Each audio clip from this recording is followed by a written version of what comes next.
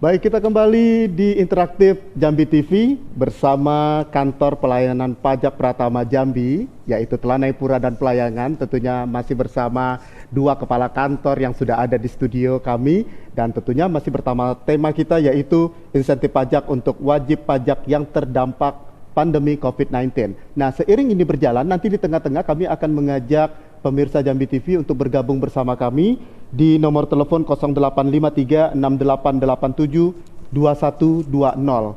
Silakan bertanya, tentunya seputar dengan tema kita malam ini, insentif pajak untuk mereka yang terdampak pandemi COVID-19 khususnya UMKM. Nah, saya ke Pak Sri lagi sebelum saya ke Pak Prapto. Ini tadi Bapak menjelaskan berkenaan dengan PMK 110 2020 Agustus kemarin ada.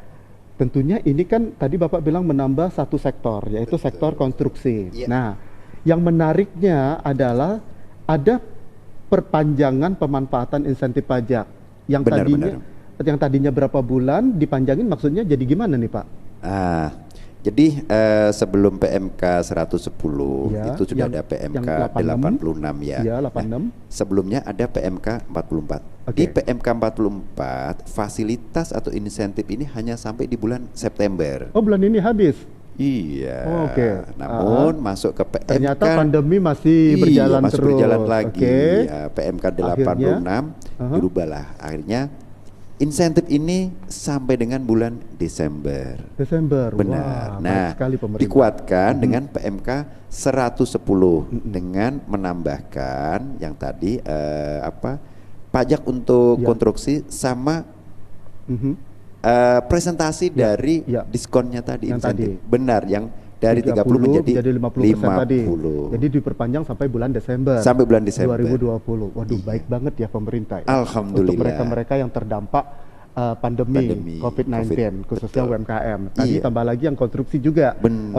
Nah, Bapak, berkenaan dengan itu kan yang jelas saya ingin lebih detail nih Pak. Siapa-siapa saja yang mendapatkan. Nah, tentunya jenis-jenis usaha apa aja. Nah, saya pengen ke Pak Prapto. Oh, silakan. Pak Prapto selaku Kepala Kantor Pelayanan Pajak Pratama Pelayangan, Pak Suprapto. Saya panggil Pak Prapto aja. Nah, Pak Prapto, rincian insentif pajak yang sudah disebutkan oleh Pak Sri tadi, mungkin Bapak bisa detailkan siapa-siapa saja sih yang mendapatkan insentif ini gitu loh Pak. Silakan Pak. Jadi betul Bung Dendi. Yang pertama insentif untuk PBH pasal 21 itu pajak karyawan. Kalau di masyarakat itu banyak dibilang itu pajak karyawan. Jadi karyawan yang perusahaannya atau tempat pemberi kerjanya masuk dalam KLU 1189 di PMK itu di lampiran ada. Masuk di 1189. Kalau dilihat 1189 bisa dibilang hampir semuanya itu dapat. Jadi kalau masuk di KLU 1189 terus di bawah 200 juta dalam setahun. Dalam setahun ya. Jadi kalau dipunggung dalam setahun. Ya, dihitung dalam setahun di bawah 200 sampai juta. Dengan 200 juta. Nanti pemberi kerja memberitahukan ke KPP. Untuk memanfaatkan insentif PBH pasal 21. Si wajib pajak tadi. Terus lagi gini, kalau ada perusahaan di KLU tadi nggak ada tadi tuh yang 1189. Tetapi perusahaan itu masuk ke KITE atau masuk ke kawasan berikat. Itu juga bisa memanfaatkan insentif PBH pasal 21. Jadi gini, kalau Bung Dendi misalkan sebulan gajinya 15 juta. Kan kalau disetahunkan masih di bawah 200 juta. Biasanya kan dipotong tuh sebulan diambil sekian. Berarti kan kurang. Kurang. Dengan adanya insentif ini utuh dong. Dong. Jadi kalau sampai tidak memanfaatkan sayang banget. Nah, Pak, begini.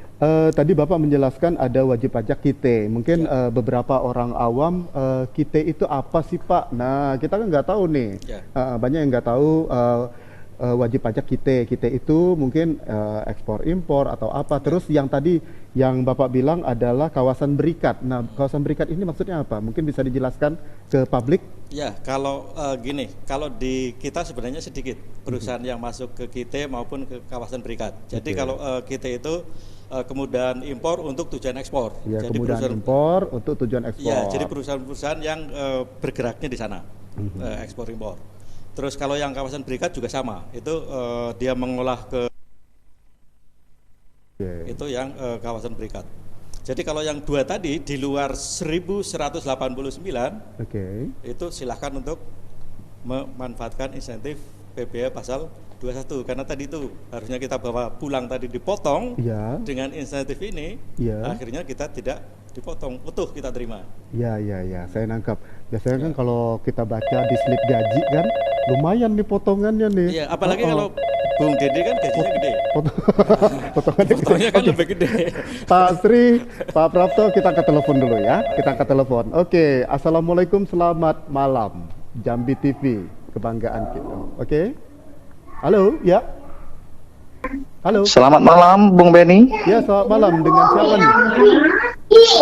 Ya, izin bertanya nih, Bung. Dengan siapa? Ya, nama saya Arif dari Alam Barajo. Oh, Arif Alam Barajo. Nah, kita usaha kelontong. Usaha dagang. Jadi kita sudah ikut pajak nih, insentif nih. Iya.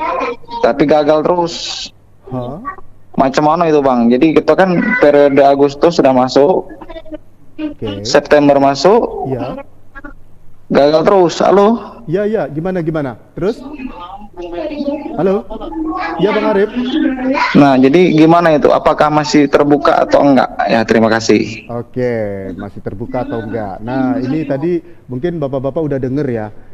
Ada kata-kata gagal terus. Nah, ada kata-kata gagal terus. Artinya sebenarnya Mas Arif dari Alam Barajo ini ingin sekali memanfaatkan insentif ini, tetapi gagal terus. Nah, ini masih memungkinkan tidak? Dan mungkin kalau orang awam yang kurang begitu paham prosedur, terkadang prosedur diribetkan karena prosedur.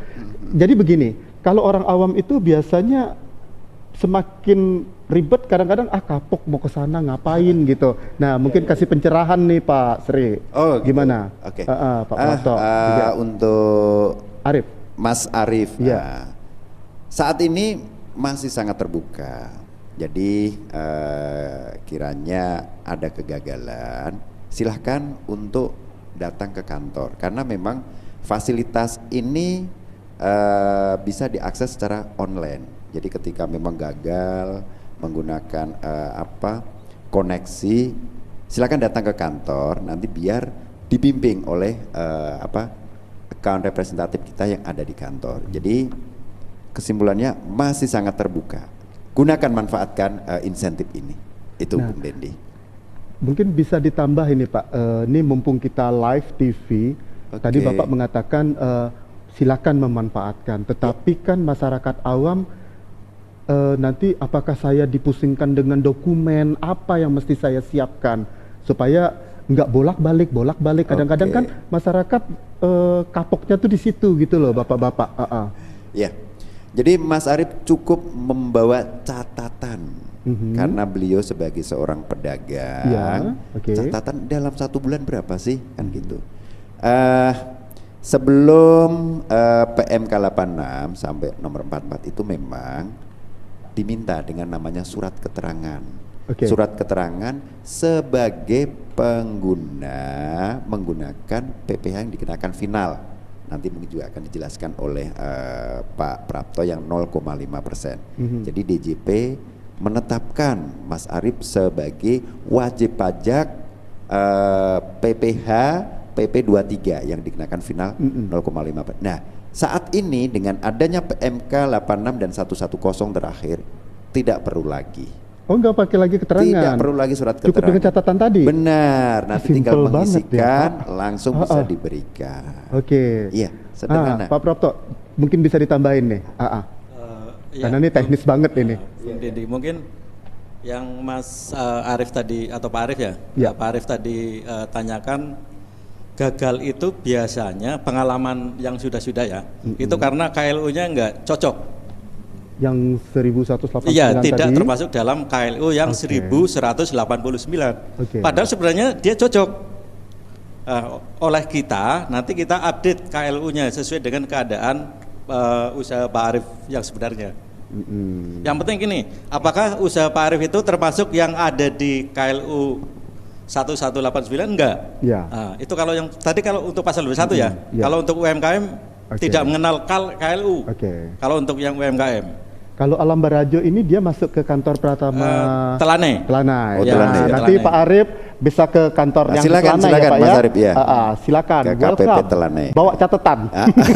Catatannya rapi gitu. Iya. Oke, sambil menunggu mungkin ada lagi yang ingin ditambahkan untuk Pak Arief. Saya sebelum balik lagi ke Pak Prapto tadi ada sedikit sebenarnya terjeda. cukup sederhana saja kok, Ya. Bung Dendi. Kalau misalkan memang ada Yang jelas tidak pakai surat keterangan lagi. Nggak perlu lagi, lebih nggak perlu simpel. lagi. Iya, simpel sekali. Lebih simpel. Betul, Oke. betul. Pak Prapto, ini berkenaan dengan yang tadi Bapak jelaskan. Nah, tadi ada 1118 KLU, kemudian kawasan berikat.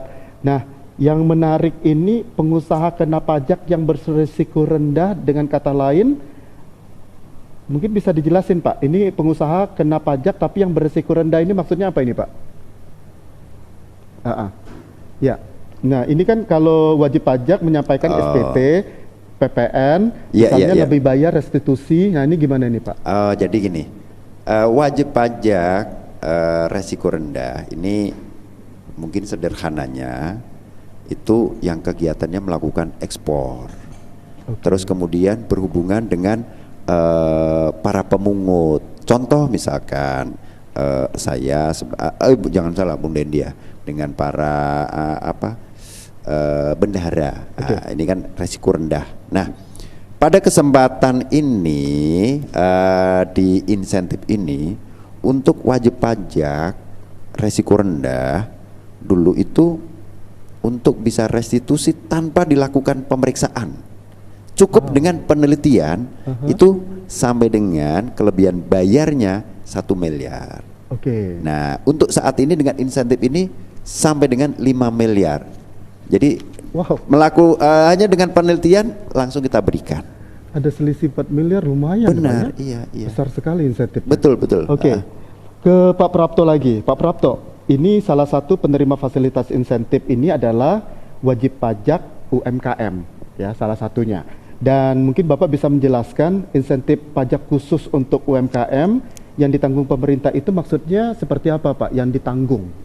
Yang ditanggung. Ya, makasih Bung Dendi.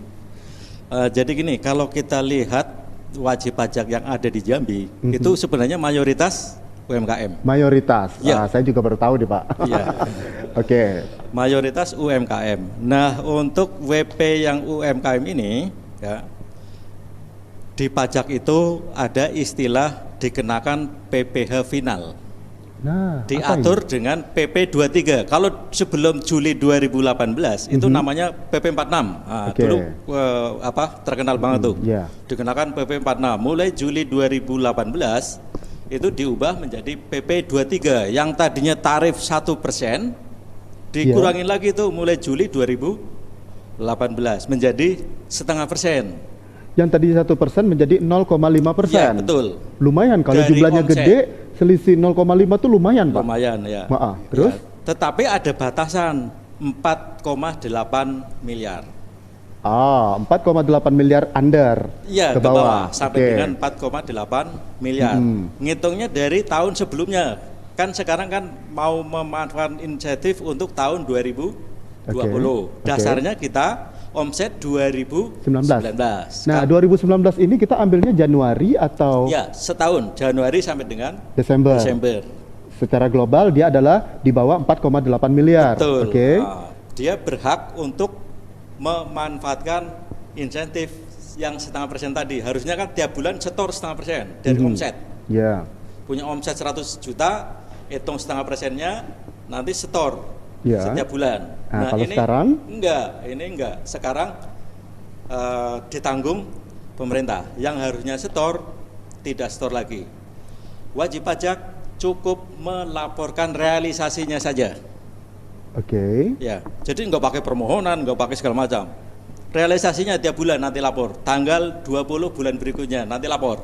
Ini realisasi PPh pasal 4 ayat 2 atau PPh final saya setiap bulan berapa. Ya. Dilaporkan paling lambat tanggal 20 bulan berikutnya. Oke, Pak, ini kita bicara tentang menarik sekali 0,5% tadi. Itu per bulan kapan itu, Pak? Mulai ininya, Pak? Itu mulai Juli 2020. 2018 kena setengah persen. Tetapi semenjak April, April 2020, ditanggung pemerintah sampai dengan Desember. Nah, yang mereka laporkan ke kantor pajak ini bentuk dokumennya seperti apa, Pak? Tadi kan kalau seandainya mau ngajuin seperti yang simple Pak Arief tadi, cukup bawa catatan saja, tidak pakai surat keterangan. Tetapi kalau yang untuk memanfaatkan 0,5% tadi, ini tidak perlu permohonan, hanya bikin realisasi. Ada formnya di PMK 86, di lampiran PMK 86 sudah ada ininya, sudah ada contohnya. Di situ ada omsetnya berapa, nama ininya berapa, ada di situ. Tapi yang jelas ketika si wajib pajak, lapornya lewat laman www.pajak.go.id. Dari tidur di rumah bisa lapor. Jadi harusnya bayar, udah harusnya bayar tidak bayar, lapor tidak perlu kantor pajak, dari rumah bisa lapor. Makanya kalau sampai tidak memanfaatkan itu, rugi, sayang banget. Sekali sebenarnya. Dengan adanya insentif ini pemerintah udah sangat baik sekali sebenarnya. Betul. Istilahnya kalau dibilang tadi kemudahan, diskon, bonus lah bahasanya untuk kita-kita yang pelaku-pelaku usaha ini menjadi wajib pajak. Baik, pemirsa, Pak Sri, Pak Prapto, yang jelas nanti kita masih akan menerima penelpon lagi. Kami tetap mengajak pemirsa untuk bergabung bersama kami.